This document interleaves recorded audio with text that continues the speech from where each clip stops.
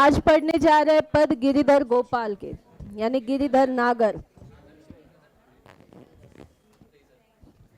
किसके? गिरिधर नागर। गिरिधर गोपाल, गिरिधर नागर कहो, है ना। जो पद है ये मीराबाई द्वारा लिखे गए हैं, संत मीराबाई। किनके द्वारा लिखे गए? संत मीराबाई के लिखे गए हैं। पद का नाम है गिरिधर नागर। गिरिधर नागर कृष्ण जी को कहा गया है, या भगवान कृष्ण को समर्पित किया गया है नाम। और इन्हीं के चलते हुए आपके सामने यहाँ 3 पद है, इंपॉर्टेंट है, एग्जाम में पूछे जाते हैं इनमें से क्वेश्चंस। पठित काव्यांश जो होता है, या पठित पद्यांश कह लो, उसमें ये हमेशा आते हैं। और बहुत सारे बच्चों को पद्यांश के ऊपर प्रश्न या उनके उत्तर लिखना बहुत मुश्किल लगता है। उनको लगता है कि पाठ का लिखना आसान होता है और पद्य के लिए मुश्किल, लेकिन ऐसा बिल्कुल भी नहीं होता। पद्य बहुत ज़्यादा आसान होते हैं अगर आपको मतलब समझ में आ जाए ना, तो आप स्वमत लिख सकते हो, उन काव्य पंक्ति के अर्थ लिख सकते हो, फिर कोई भी क्वेश्चन आ जाए मुश्किल नहीं है फिर। ठीक है, तो शुरू करते हैं। गिरिधर नागर संत मीराबाई द्वारा लिखित। सबसे पहले परिचय देख लेंगे। संत मीराबाई के परिचय में तो क्या ही कहे, ठीक है, आप सभी बहुत अच्छे से परिचित हो, है ना। सबसे पहले तो एक बहुत अच्छे घर में इनका जन्म हुआ। माता पिता काफी दुलार करते थे, लाड़ प्यार से पालते थे। लेकिन आप सभी को पता है कि पहले समय में जो लड़कियां छोटी होती थी तभी विवाह हो जाते थे, कम उम्र में ही विवाह होता था। 10-12 साल की उम्र में तो विवाह कर देते थे। तो ऐसे ही जब मेवाड़ के राजा थे, राजा भोज, इनका कहना आया कि इन्हें मीराबाई बहुत पसंद है और वो विवाह इच्छुक है, तो परिवार वाले बहुत खुश हो गए कि राजा भोज का जो न्योता आया, न्योता नहीं कहे, राजा भोज का प्रस्ताव आया है विवाह के लिए। और फिर शादी करा दी। राजा भोज अपने साथ विवाह करके ले जाते हैं। लेकिन वहां जाने के बाद, विवाह होने के बाद भी जीवन इतना आसान नहीं होता। लेकर तो जाते हैं रानी बनाकर, है ना, महारानी बनाकर ले जाते हैं। उस समय सबसे,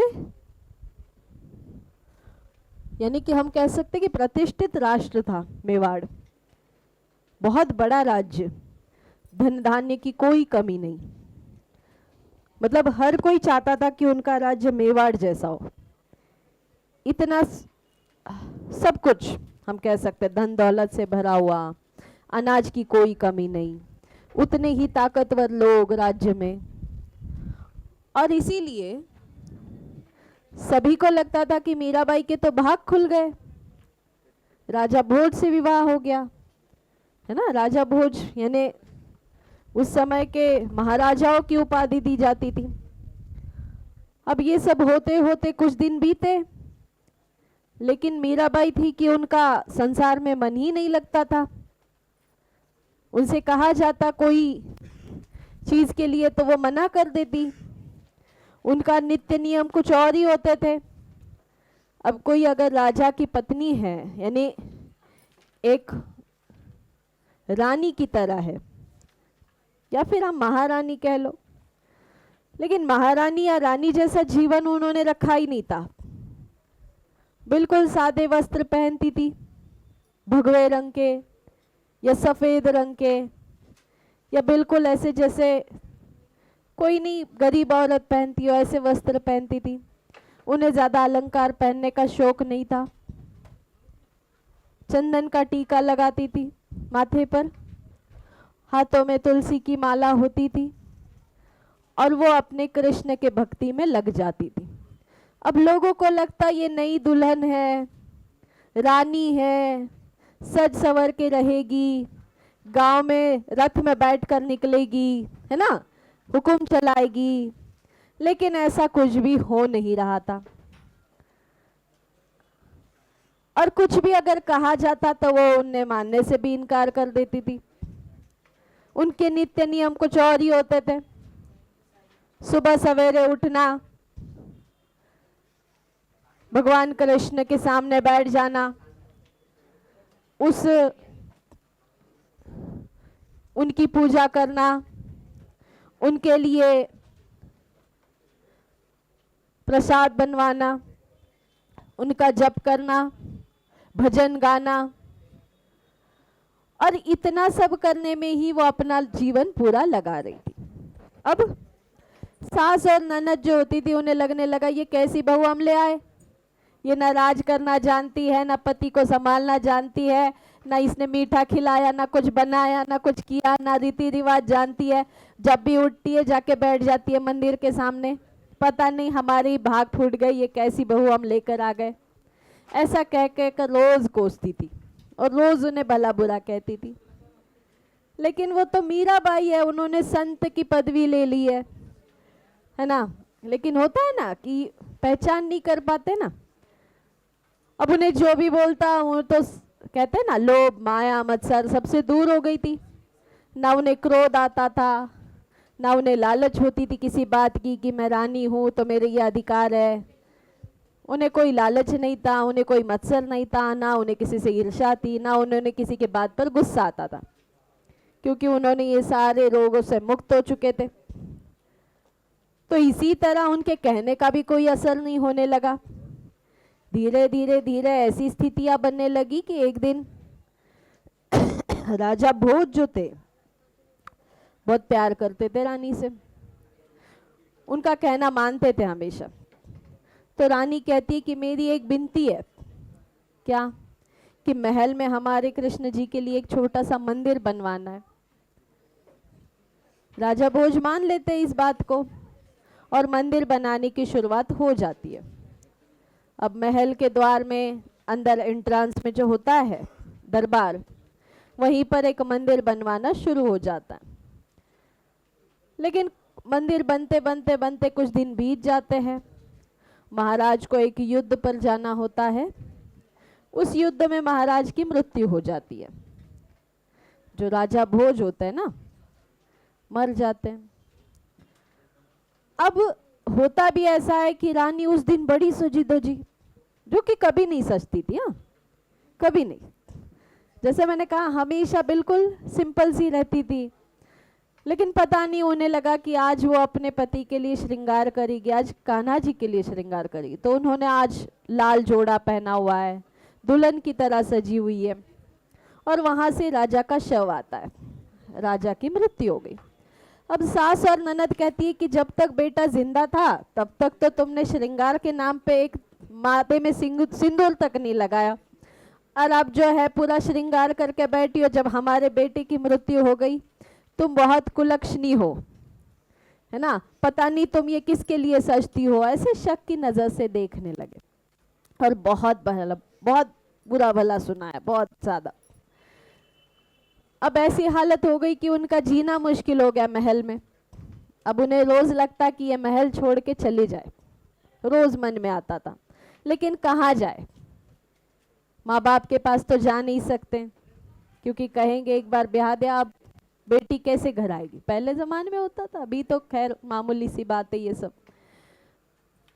तो कहने लगे अब कहाँ जाए। सोचा कि फिर वृंदावन चले जाते हैं, कृष्ण जी के पास रहेंगे मंदिर में, वहां से कहीं नहीं जाएंगे फिर। लेकिन सब कुछ छोड़कर आना इतना आसान भी नहीं था। अब महाराज के मृत्यु के बाद उनके भाई जो होते हैं वो राजा बन जाते हैं, छोटे भाई यानी मीराबाई के देवर। और उन्हें मीराबाई एक आंख नहीं भाती थी, बिल्कुल पसंद नहीं करते थे वो। उन्हें लगता था उनके भाई के मृत्यु का कारण मीराबाई है। ये जब से आई है इसके कदम ही अच्छे नहीं है, तब से घर में कुछ ना कुछ घटित हो रहा है और मेरे भाई की मृत्यु इसके कारण हो गई। फिर रोज नई नई चाल बिछाए जाते, कैसे कैसे इनको मारा जाए। एक दिन कहते हैं कि हमारे महल के पीछे एक बहुत गांव में कहते हैं कि वहां भजन कीर्तन चल रहा है पुराने महल में। पुरानी नहीं होती ऐसी बंद पड़ी हुई महल कोठरिया, खंडर जो बन जाता है। बोले कि वहां भजन कीर्तन रखा गया, आप जाओ। अब मीराबाई ने जैसे ही सुना भजन कीर्तन चल रहा है, वो उनके कदम कहाँ रुके, चली गई। सैनिक भी गए, कुछ सेविकाएं भी गई साथ में। अब ये राजा भोज के जो भाई थे, इन्होंने पहले ही कह दिया था इनको अंदर रखने दो, बाहर से ताला लगा देना, सारे दरवाजे बंद कर लेना, क्योंकि बहुत सुना हुआ है उस बंद कमरे में बहुत सारे भूत है। रात भर वहां रहेगी, भूत मार डालेगा, सुबह तक हमारे कोई खबर नहीं, मर जाएगी अपने आप, कोई लेना देना नहीं।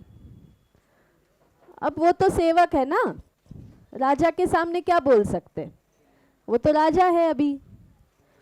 अब जैसे राजा के हुक्म के जैसे उन्होंने किया, गए रानी को लेकर उस खंडर जगह पर लेकर गए, रख दिया उधर, बंद कर दिए सारे दरवाजे। थोड़ी देर बैठे रहे, जैसे ही रानी ने आंखें बंद करके भजन करना चालू किया, उनको बंद करके दरवाज़ा लॉक वगैरह लगा के, है ना, सब कुछ खिड़की दरवाजे बंद कर दिए अंदर से और गायब। दिन ढल गया, शाम हो गई, कोई लेने नहीं आया। मीराबाई ने आंखें खोली, देखा कोई नहीं है, फिर आंखें बंद कर ली, भजन वापस चालू। रात बीत गई, दूसरा दिन निकल गया। अब सबको लगा कि अब तक तो भूतों ने मार ही दिया होगा, रात भर में कम भूत नहीं है, सारे दुनिया भर के भूत उसमें रहते हैं, ऐसी कहावत थी, क्योंकि कोई भी वहां जाता तो मर ही जाता था। सैनिकों को भेजा सुबह दरवाजा खोलने के लिए। सैनिक गए, दरवाजा खोला, दास दासी सब देख रहे, बैठी हुई है भजन करते हुए।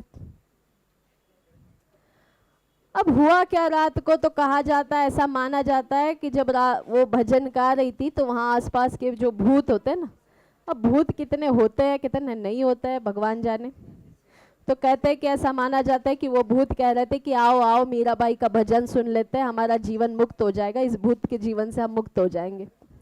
ऐसे कह कह के सारे भूत इकट्ठा हो गए थे और सब उसका भजन सुन रहे थे और वो चाह रहे थे कि वो इस जीवन से मुक्त हो जाए। और ऐसा कहते कहते कहते सभी लोग उसमें मुक्त हो गए।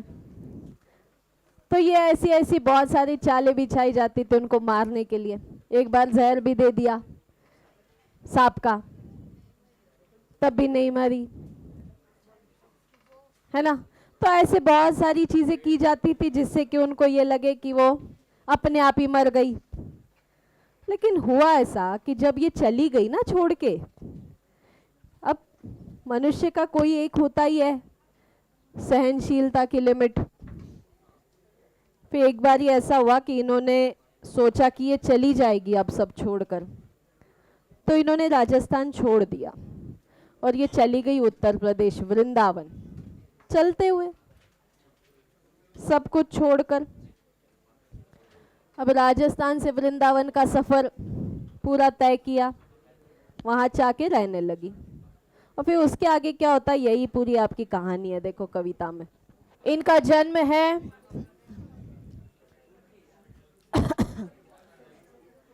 1516 जोधपुर राजस्थान, मृत्यु इनकी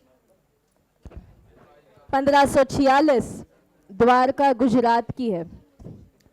परिचय में कहा है कि संत मीराबाई बचपन से ही कृष्ण भक्ति में लीन रहा करती थी, इन्हें कृष्ण भक्ति के अलावा कुछ और नहीं सूझता था। बाद में गृह त्याग करके आप घूम घूम कर, गृह त्याग यानी जैसे मैंने कहा कि ये अपना महल छोड़ देती है और घर घर घूम कर भजन सुनाया करती थी, जो भी उससे खाना मिलता था उसी से पेट भरती थी, बिल्कुल एक जोगन की तरह। मीराबाई के भजन और उपासना माधुर्य भाव से ओतप्रोत है, आपके पदों में प्रेम की तल्लीनता समान रूप से पाई जाती है।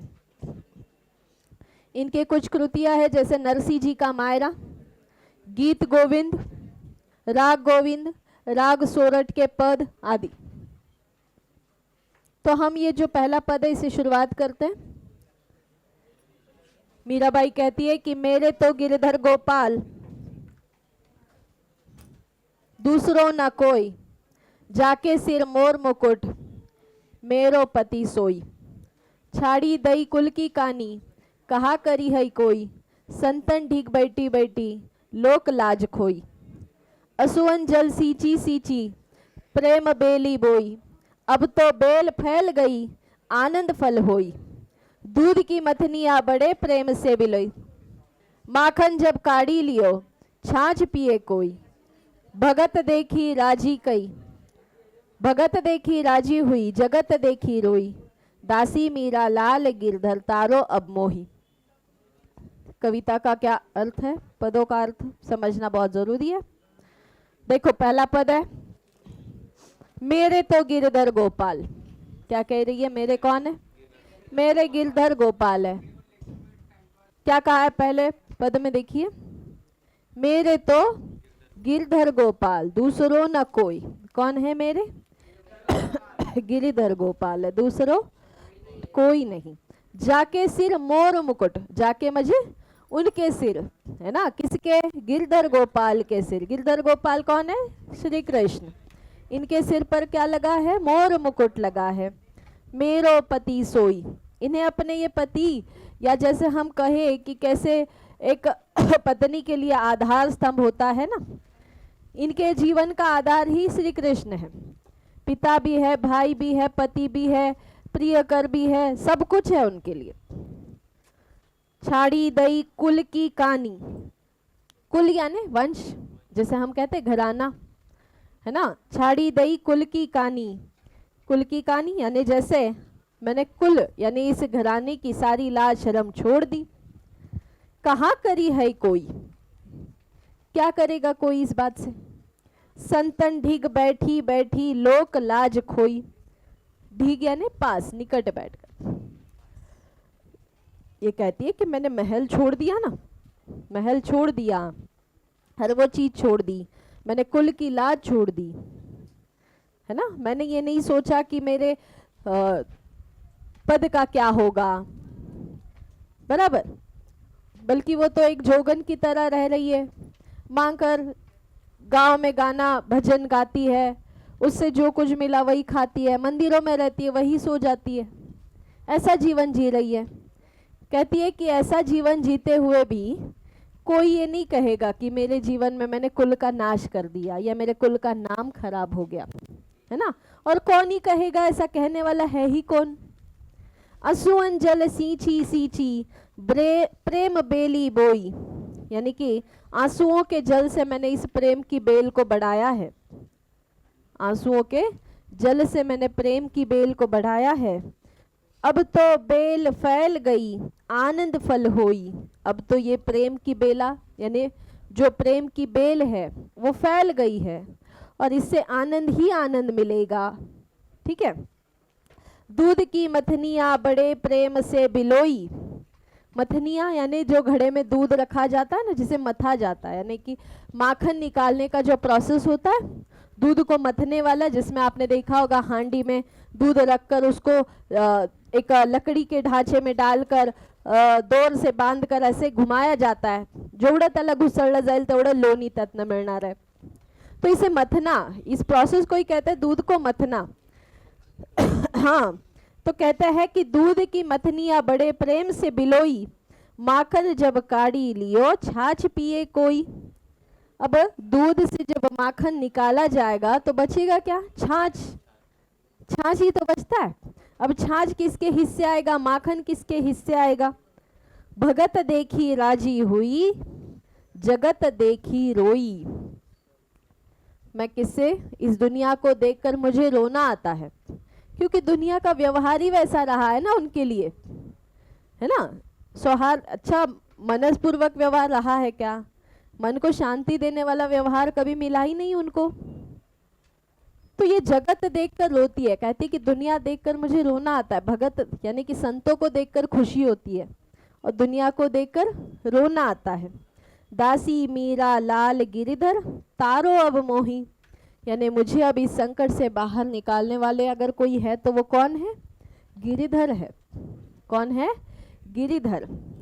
अब होता ऐसा है, जैसे मैंने कहा ना आपको कि राजा भोज के भाई हर एक कोशिश करते हैं उनको मारने की। अब मीराबाई थककर महल छोड़कर चली जाती है ना। महल छोड़कर जाने के कुछ समय बाद मेवाड़ में सूखा पड़ जाता है, अकाल पड़ जाता है, वर्षा नहीं होती, लोग बूंद बूंद के लिए तरसने लगते हैं, अनाज नहीं होता, अनाज की कोठरियां खत्म हो जाती है, अलग अलग शत्रु मेवाड़ पर आक्रमण करने लगते हैं आकर। अब सबको लगता है कि ये मेवाड़ पर कैसी विपत्ति आने लगी अचानक। मेवाड़ जैसा संपन्न राष्ट्र है ना, इतना बड़ा राज्य जिसके पास कोई कमी नहीं थी, और अचानक से इतनी गरीबी, धन कम हो रहा है, अनाज के गोदाम खाली हो रहे हैं, किसानों के पास घूंट भर पानी नहीं खेती करने के लिए, किसान रो रो कर अपना हाल सुना रहे राजा को, राजा के पास कोई और ऑप्शन नहीं है, राजा के ऊपर आक्रमण हो रहे हर रोज। तो इस तरह की विपदाओं संकटों को देखते हुए राजा एक बार क्या कर रहा है कि राज्य के जो बड़े बड़े ब्राह्मण ज्योतिष होते हैं उनको बुलाया जाता है और उनसे पूछा जाता है कि पंडित ये क्या चल रहा है, मतलब हमारे राज्य में इतने संकट एक साथ क्यों? बारिश का न आना, कोई जैसे कोई बीमारियां फैलना, या फिर किसानों के पास अनाज नहीं है, या फिर हमारे ऊपर इतने आक्रमण हो रहे हैं, ये सब क्यों हो रहा है? तो वो कहता है कि आपने संत का मन दुखा दिया है। तो कहता है हमारे यहाँ तो कोई संत नहीं आया, हमारे यहाँ जब भी कोई आता है तो हम तो बड़ा उसका अतिथि देवो भव की तरह सम्मान करते हैं, कोई अगर आता है तो उसे अन्नदान वस्त्रदान सब कुछ किया जाता है, फिर हमने किस संत का मन दुखा दिया? फिर पता किया जाता है तो कहते हैं कि आपने मीराबाई को जो है बहुत आहत पहुंचाई है, और चाहते न चाहते हुए कहीं ना कहीं उनको दुख पहुंचाने के कारण मेवाड़ पर ये समस्या आ रही है। तो कहते हैं अब क्या कारण हो सकता है, या फिर क्या इसका उपाय हो सकता है? कहते हैं कि मीराबाई को कुछ भी करके एक बार तो मेवाड़ लाना होगा, जब तक मेवाड़ में उनके चरण नहीं लगेंगे मेवाड़ की सुधारना नहीं हो सकती पहले जैसे। अब कहते हैं मेवाड़ से तो पता नहीं वो कभी चली गई है, कहाँ चली गई है, किसी को नहीं पता। फिर सैनिकों को भेजा जाता है, फिर संदेशा आता है कि वो वृंदावन में एक मंदिर में रहती है करके। अब इन्हें लगता है कि क्या मंदिर में ही तो रहती है, आ जाएगी कहने पर। सैनिकों को भेजा जाता है, जाओ उसको लेकर आओ, उसे कहना कि राजा ने बुलाया है। देखो अभी भी घमंड नहीं गया ना राजा का, राजा को अभी भी लगता है कि वो राजा है, उसके पास हर वो शक्ति है, वो हर कुछ चीज कर सकता है।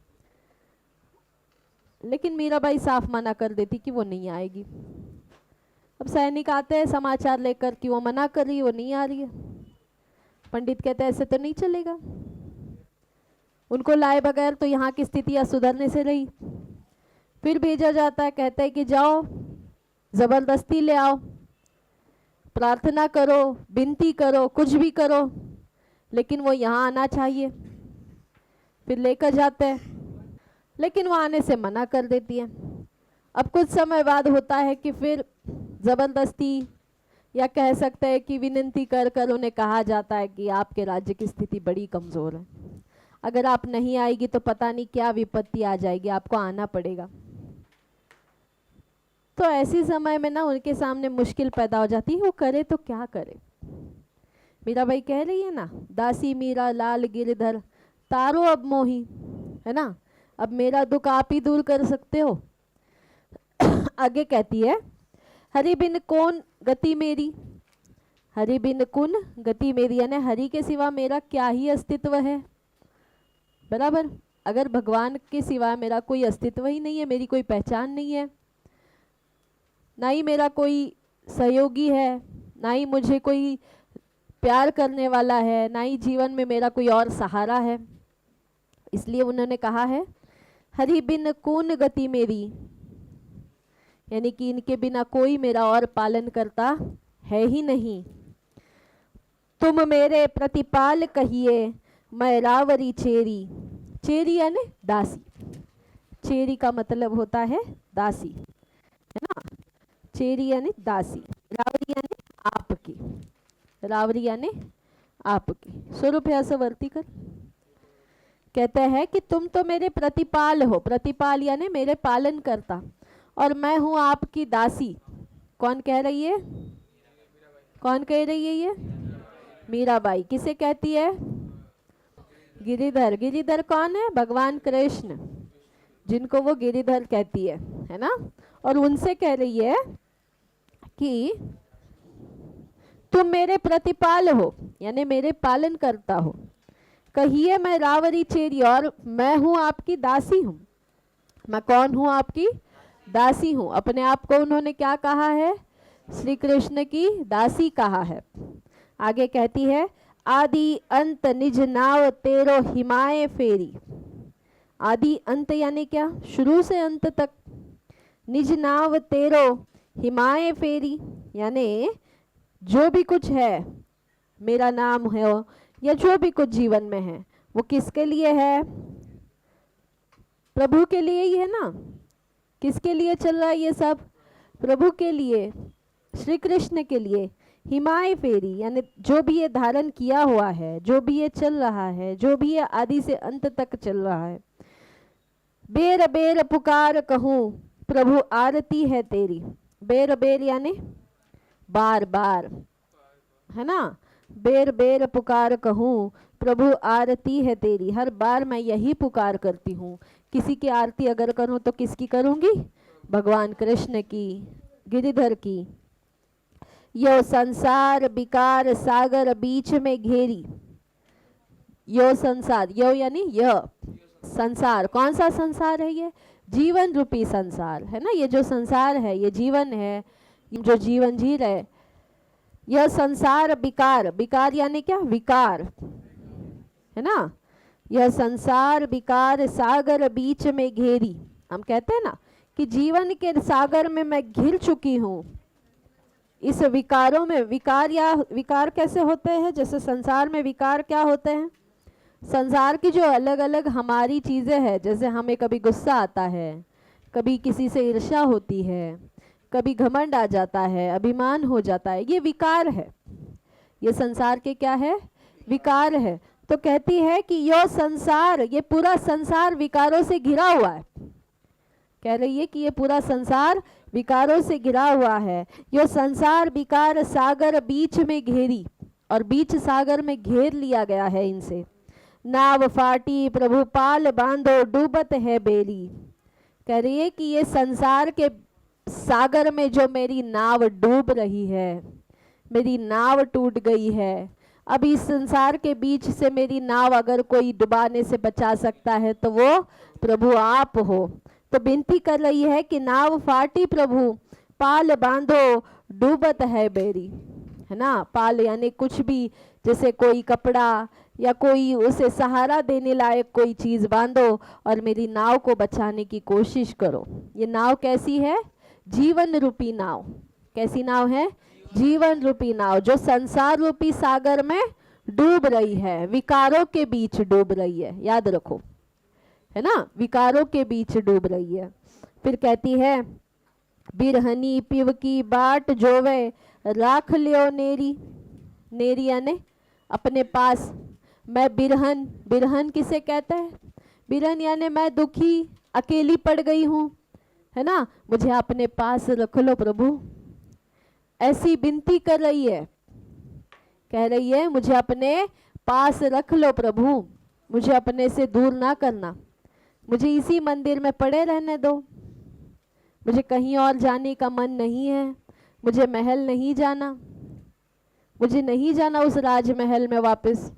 मैं खुश हुई इस छोटे से मंदिर में, मांग कर भजन करके मैं आपकी सेवा कर लूँगी, मुझे यहीं पड़े रहने दो। इसीलिए कहती है कि बिरहनी पिव की बाट जोवे राख लियो नेरी। मैं आपकी बाट जोती हूँ, यानी कि मैं आपकी राह देख रही थी कब से, मुझे आप ही के पास रख लो। दासी मीरा राम रटत है मैं शरण हूँ तेरी। मैं भगवान का नाम लेते हुए आपके शरण में रहना चाहती हूँ। अपने आप को दासी कहती है, क्योंकि जैसे मैंने कहा कि वापस ले जाने के लिए उन्हें लोग आए थे और उनकी बिल्कुल भी इच्छा नहीं थी कि वो जाए। तो वो प्रभु से कहती कि मुझे नहीं जाना है। तो प्रभु उन्हें कहते कि जाओ मीरा, तुम्हारी ज़रूरत है, तुम्हें जाना होगा। और उन्हें वापस जाने के लिए मजबूर कर देते। जाती है वो वापस राजस्थान की ओर, लेकिन उनका मन नहीं लगता।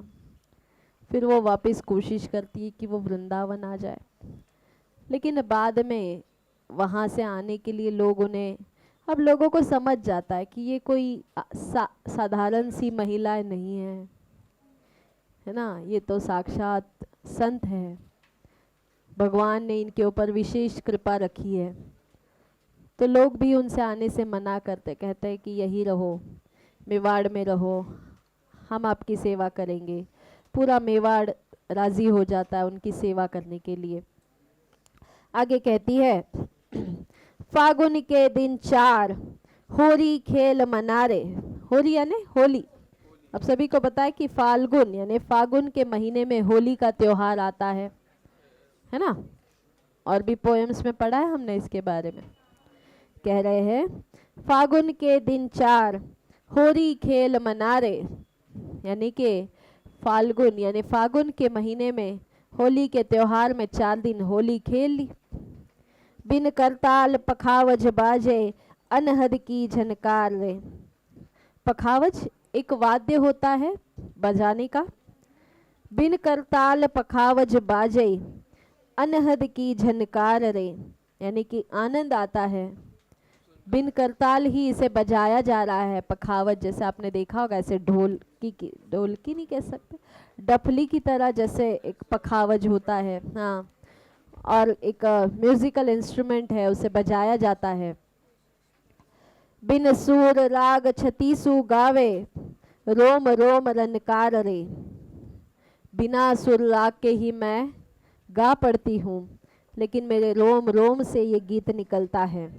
सील संतोख की केसर घोली प्रेम प्रीत पिचकार रे, है ना। कैसी है?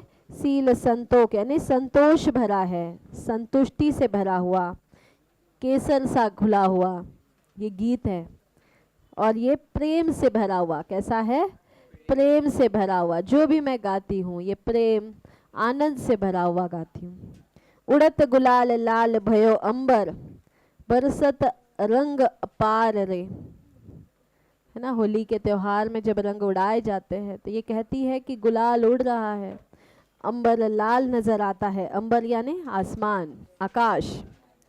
उड़त गुलाल लाल भयो, भयो यानी हो गया, लाल भयो अंबर बरसत रंग अपार रे। अपार यानी कई रंग बरस रहे हैं। घट के पट खोल दिए सब, घट के पट खोल दिए हैं लोक लाज सब डार रे। घट किसे कहा है? अपने शरीर को घट कहा है। अपने मन के दरवाजे खोल दिए हैं, इसलिए कहती है घट के पट।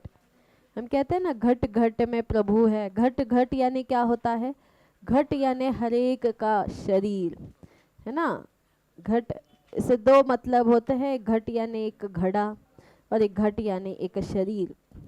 तो कहती है कि घट के पट सब खोल दिए हैं लोक लाज सब डार रे।